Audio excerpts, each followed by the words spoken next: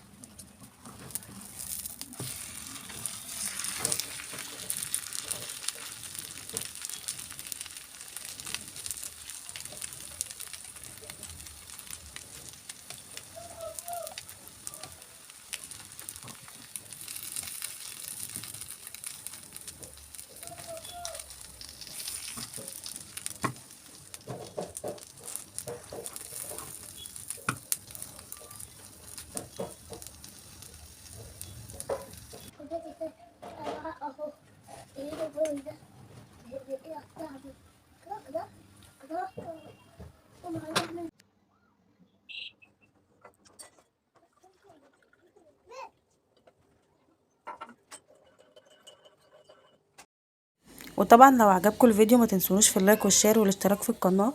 السلام عليكم ورحمة الله وبركاته.